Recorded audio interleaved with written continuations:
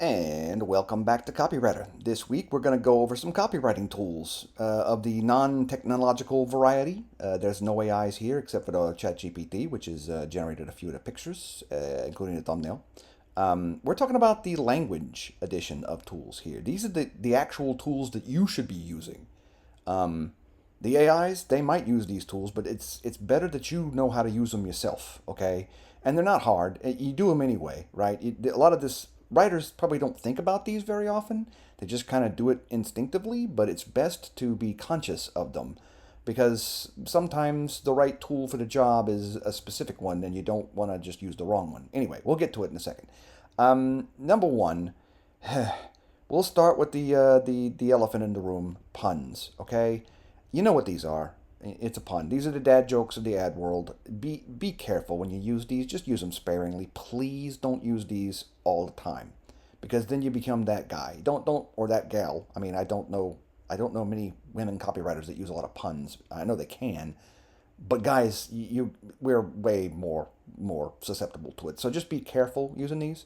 And yes, I did choose a pizza one first because, well, I got reasons. But anyway, um, so that's one. The next one is really hard to illustrate, but it's one that you should learn. So I encourage you to learn what an idiom twist is. Basically, if you take a cliche and you turn it on its head, that's an idiom twist. Um, this audio campaign is pretty good. You can look this up. I'm not going to try and go deep into it. Be aware of this, and you might be able to even find better examples than I could on short notice. I'm in a bit of a hurry this week. But when you take something that someone understands and you use it in a new or novel way, that's an idiom twist.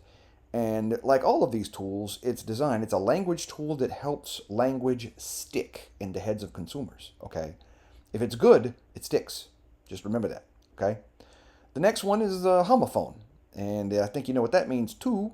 You're using words that sound alike but have different meanings. Well, the idea in the ad that I write, of course, is that Sydney Sweeney is wearing nice jeans, but also that she is, shall we call it, gifted in the genetics department. You know what I mean? So that this is an example you've seen.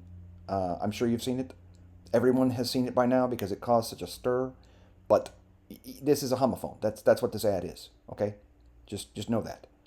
Um, Next is the double entendre, double meaning. So when you say something with a direct meaning, and then it has a different implied meaning. Okay, here's an old one and some history for you. You know the Morton salt, containers. They're like dark blue with a little girl in the umbrella. You ever wonder where that umbrella comes from? Well, it's from back in the day when if it got humid, your salt would clump up and it wouldn't pour. But Morton salt didn't have that problem. So when it rains, it pours means when it's humid, your salt's still going to be salt and not clumps of salt. So, the more you know. This is also kind of an idiom twist, so a twofer. But another example, I should say, of the double entendre is this one from John Deere. Nothing runs like a deer. Well, yeah. So this one's kind of obvious. I don't know that tractors are quite that fast, but I haven't driven on one, so I don't know. I'm a city rat most of the time. Um, Number five is the malapropism and the portmanteau. A portmanteau is easier. It's just combining like words to make one, like two or more words to make one new word. I can't talk tonight. I'm sorry. It's late. Okay. Pinterest is a portmanteau. Pin plus interest. It's pretty straightforward. I think you guys get it here, so I'm not gonna dwell here. A malapropism is the intentional misuse of a word, usually to try to get a laugh. The moron pictured to the right is using a malapropism. See what I mean? It's a tool. That's all it is. Okay. Um, Last on the list, and there are more. I'm just going through the major ones, but the last ones on the list are alliteration and rhyme. Okay. When you use words that start with the same letter, that's alliteration. You know this. This is like a junior high English, right? A famous rhyming slogan there to the right for Land Rover was the best 4x4 by far. That's a really good slogan, okay? And it's a very alliterative one. And alliteration, once again, it's sticky in the brain. You remember it, right? And then if you want to do rhyme, you ain't got to be Jay-Z to reach for the quicker picker upper, right? So this is just good old fashioned rhyme. I mean, this has been around forever. Everybody recognizes this, and it's been good and it's still good.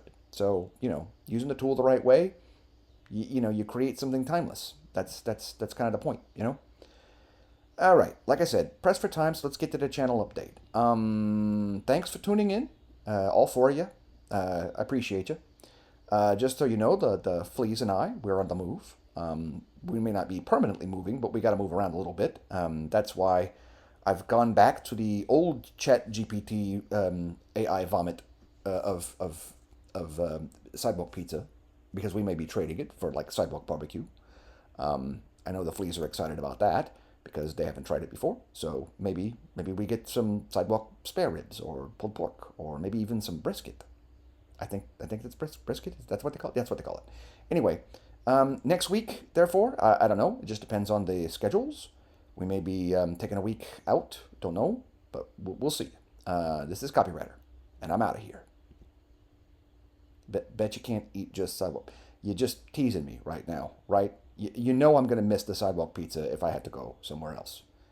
But hey, shout out to Pringles. It's a good slogan. 7 out of 10.